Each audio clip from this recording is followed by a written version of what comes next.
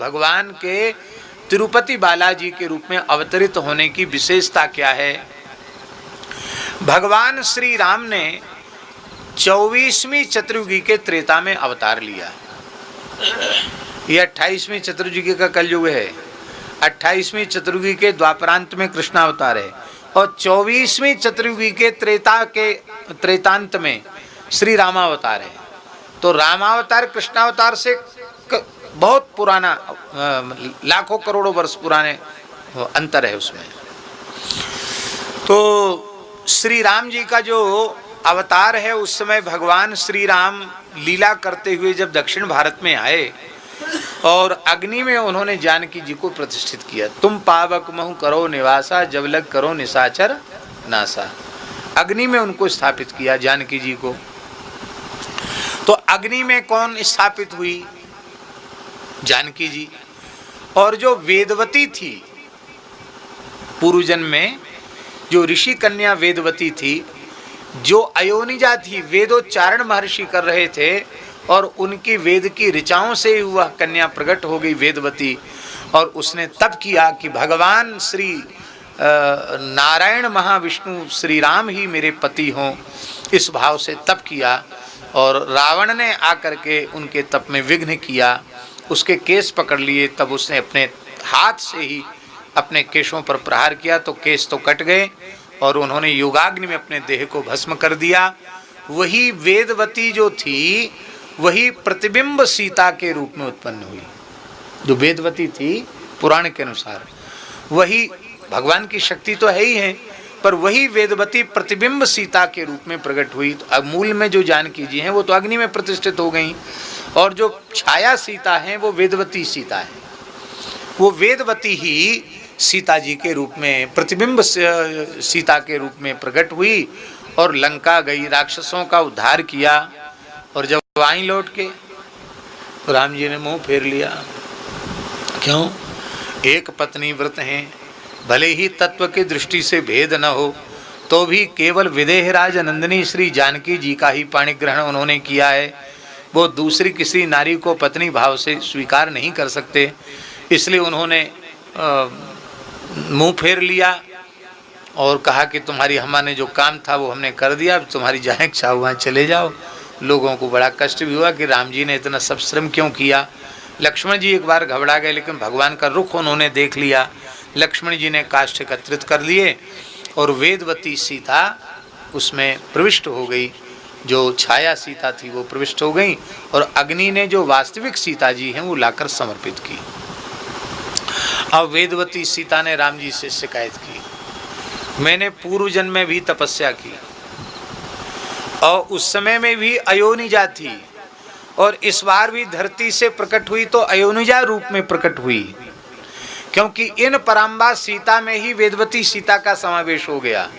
और जब आपने लीला की तो मूल जो जानकी जी हैं उनको तो आपने अग्नि में रख दिया और प्रतिबिंब वेदवती उनके देह से निकल करके लंका चली गई। तो आपने हमारा पाणी ग्रहण तो किया, लेकिन आप हमको स्वीकार नहीं कर रहे हो, हमको स्वीकार करो। एक बार अग्नि में जली, फिर अग्नि में जल गई, तो आप कैसे भक्तवांछा कल्पतरु हैं? तब भगवान ने कहा ठीक है, हम श्रीनिवास रूप में अवतार वेंकटाद्रि पर लेंगे और तुम हे वेदवती सीते, तुम आकाश राज की पुत्री पद्मावती के रूप से प्रकट होगी और बड़ा जोर का विवाह होगा, बारात निकलेगी, उसमें हम तुम्हारे पिताजी से तुम्हारा हाथ मांगेंगे तो पिताजी कहेंगे गैया चराने वाले को थोड़ी राजकुमारी दी जाएगी, कुछ दिखाओ, हम बड़े आदमी हैं, राजा हैं, ब्याह में पैसा खर्च होगा बहुत कुछ। कहते ना हमारे स्वरूपानुरूप बारात लेकर के आओ। तो भगवान को जरूरत पड़ी तो भगवान ने कुबेर से कर्ज मांगा, बोले हम ब्याह करेंगे, हमको कर्ज दे दो। बोलो भक्त वत्सल भगवान की। कुबेर जी से भगवान ने कर्ज मांगा और आज भी भगवान कर्ज सधा रहे हैं, कर्ज चुका रहे हैं। इतनी चढ़ोतरी होती है तिरुपति बालाजी में और सब सरकार का खजाना भरते हैं, कुबेर का खजाना भरते हैं भगवान। तो भगवान ने वहाँ विवाह किया और इस स्कंद पुराण में स्पष्ट लिखा है कि कलिकाल में जो जीव भगवान श्री राम के प्रत्यक्ष दर्शन के अधिकारी नहीं है, वे जीव भी जाकर तिरुमला में जाकर भगवान श्रीनिवास का, तिरुपति बालाजी का दर्शन करेंगे तो प्रत्यक्ष भगवान श्री राम के दर्शन से जिस फल की प्राप्ति होती है, वही फल की प्राप्ति श्री तिरुपति बालाजी के दर्शन से प्राप्त हो जाएगी। ये वो साक्षात रघुनाथ जी हैं। और महाराज जी बड़ी विचित्र लीला, भगवान ने ब्याह तो कर लिया और लक्ष्मी जी थोड़ी नाराज होके चली गई थी वैकुंठ से। लक्ष्मी जी बोली कि तुम बहुत ज़्यादा सरलता दिखाते हो, हमको अच्छी नहीं लगती। सरस्वती जी और पार्वती जी हमको ताना मारती हैं कि तुम्हारा पति तो पता नहीं कैसा है। भृगु जी ने लात मार दी, लात खा के भी कुछ नहीं बोला, कैसा पति है तुम्हारा, तो तुम भृगु जी से बदला ले उसका। भगवान बोले ब्राह्मण हमारे इष्ट हैं, हम बदला नहीं ले सकते। बोले तुम हमारी बात नहीं मानते तो हम छोड़ के चले जाएंगे। भगवान ने कहा तुम्हारी इच्छा, हम ब्राह्मणों से विरोध तो नहीं कर सकते। तो लक्ष्मी जी आ गई, कहाँ? महाराष्ट्र में है ना कोल्हापुर, लक्ष्मी जी का तीर्थ है। लक्ष्मी जी वहां कोल्हापुर में तप करने लगी और नारायण भगवान ने अवतार ले लिया। कहाँ? वेंकटाद्रि में श्रीनिवास के रूप में। और उनका विवाह हो गया पद्मावती जी से, पद्मा देवी जी से विवाह हो गया। नारद जी पहुंच गए बीणा बजाते कोल्हापुर। माता जी प्रणाम, कहो वत्स क्या समाचार है? बोले समाचार क्या है, ब्याह के लड़ुआ खा के आए हैं। कहाँ, किसका ब्याह? अरे बोले नारायण भगवान का विवाह हुआ है, श्रीनिवास रूप में उन्होंने अवतार लिया, बड़ी जोर की बारात निकली, सब देवी देवता सब बारात में सम्मिलित हुए। इतना सुनती लक्ष्मी जी रोज से भर गई, हमसे पूछा तक नहीं, दूसरा ब्याह कर लिया। तो लक्ष्मी जी गरुड़ को बुलाया, गरुड़ जी आ गए। लक्ष्मी जी वैकुंठ के अधिष्ठात्री शक्ति भगवती महालक्ष्मी कोई सामान्य थोड़ी ही है, महालक्ष्मी है। तुरंत गरुड़ पर विराजमान होकर के चली और जैसे ही तिरुमला में महालक्ष्मी पधारी, लक्ष्मी जी के कोप के कारण प्रकृति कांपने लग गई। साक्षात भगवती पराम्बा महालक्ष्मी है। पद्मा जी ने कहा कि ये सब उत्पात कैसे हो रहा? बोले तुम्हारी जेठी आ रही है, बड़ी आ रही हो, बहुत गुस्सा में है। हाँ, और गुस्सा में कोई हो तो उसका उपाय यही है कि एक व्यक्ति खूब क्रोध में है, आप शांत हो जाओ, सबसे बढ़िया उपाय है।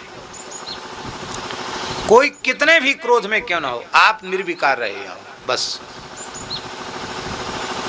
आप तो निर्विकार रहोगे, आपकी तो हलचल होगी नहीं आपके भीतर, आप निर्विकार हैं। और थोड़ी ही देर में आपकी निर्विकारता का प्रभाव होगा कि जो भयंकर क्रोध में वो शांत हो जाए।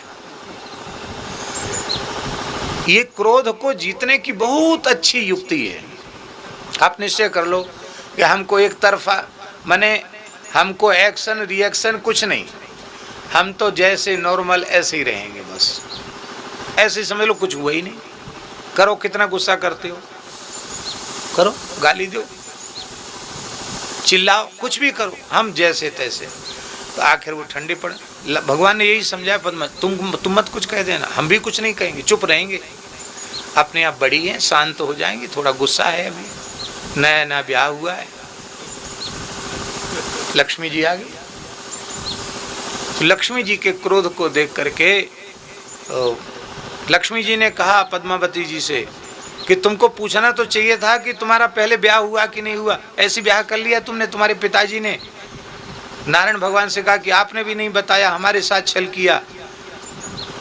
तो पद्मा जी जो है बहुत घबरा गई लक्ष्मी जी को देख करके। तो भगवान के वक्षस्थल में दाहिनी ओर पद्मा जी प्रविष्ट हो गई। वेदवती पद्मा जी वो दाहिने वक्षस्थल में प्रविष्ट हो गई। लक्ष्मी जी को भगवान ने आश्रय, लक्ष्मी जी इसलिए बालाजी अकेले हैं और उनके वक्ष में भगवती लक्ष्मी भी हैं और भगवती श्री वेदवती भी, श्री पद्मा जी भी उनके वक्ष में विराजमान हैं।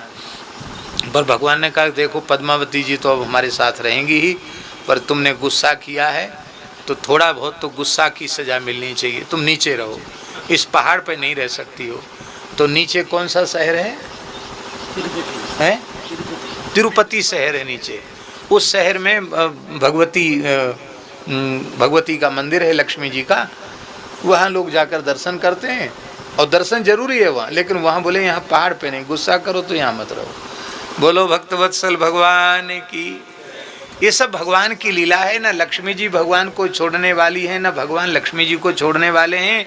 पर हम लोगों को सीख दी, हमारी प्रियतमा भी यदि क्रोध करें तो हमारे पास नहीं रह सकती, फिर क्रोध करने वाला व्यक्ति हमारा पार्षद कैसे हो सकता है। इसलिए गुस्सा नहीं करना चाहिए, क्रोध नहीं करना चाहिए।